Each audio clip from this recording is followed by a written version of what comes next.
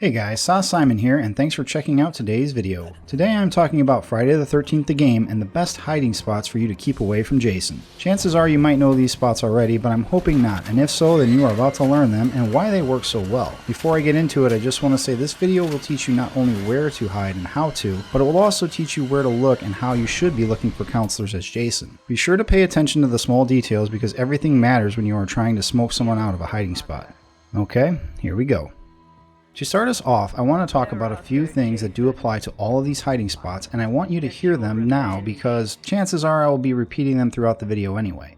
When Jason enters the same room as a counselor, chances are your counselor will yell out. You might think this will give you away, but don't just break into a run and give yourself away. These houses are big, and unless Jason is making a beeline right to you, chances are he doesn't see you, so hold your ground. Most of these spots work very well, but they all work a lot better when the power is out and no lights are on in the house. It's harder for Jason to see you, and that line of sight becomes more important when it is dark inside. Just like I said these spots work well in the dark, it's also helpful if you play your counselor with dark clothes to help them hide better. Lastly, line of sight. This is the most important thing about hiding. Line of sight refers to being able to see a player clear as day from where you are standing. It's important because most of the hiding spots work by keeping your counselor tucked away or hidden against the wall to prevent Jason from having line of sight on you from where he is standing. This requires whoever is playing Jason to walk deeper into a room to check specific areas for hiding players, or he can just keep walking through cabins at a glance and hope he didn't miss anything hiding in plain sight. Now with that being said, let's get into a few hiding spots.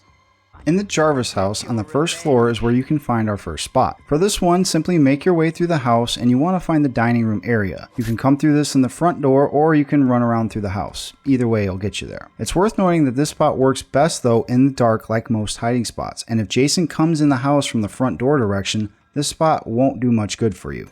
However, if he is chasing you from the other direction, then yes, this spot works very well if he just ducks his head into the room and doesn't come around the long table to search back here.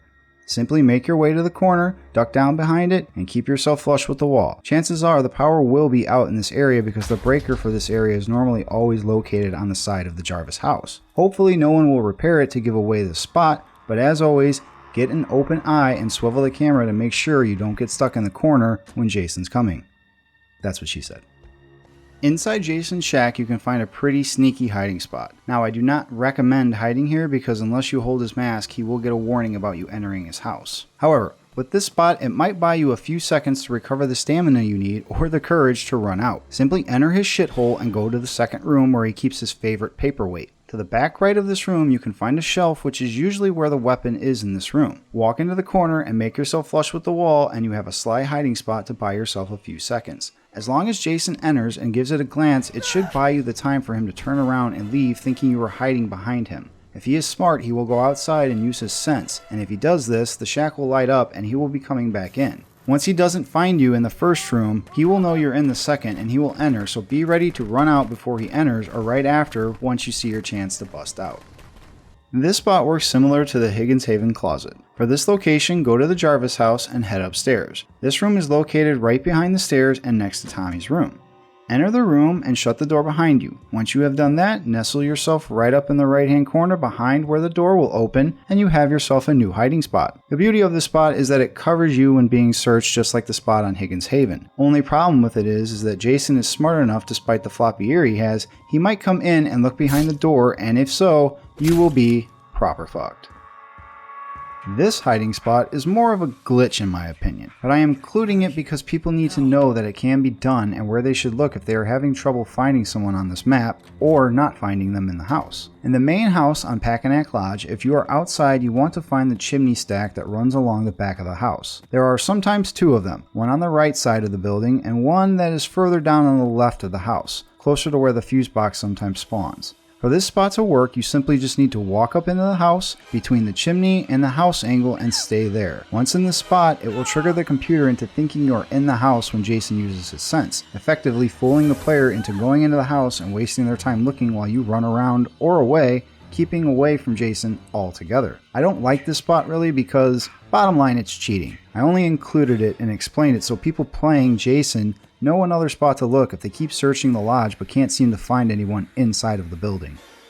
On the barn on Higgins Haven, you want to go inside and all the way to the back and to the left. In this area, you should be able to see some hay bales to the back of the barn, and to the left, an open gate stall. For this hiding spot, simply crouch down and make your way between the open gate of the fence that is in the barn. Hiding in this spot, like every other one of these areas, obscures Jason's view of you. This, along with the darkness in the back of the barn, and possibly more if the electric box is broken, causes him to have to come all the way into the barn and look behind the wooden gate in order to see you. When this happens, you will know if he is coming for you or not, because the distance he will have to cover to come right to you. Also because chances are he will be making a beeline right for this area. If this happens, the jig is up and you now have to get jiggy with it and escape out of one of the windows before you get stuck in a Will Smith music video.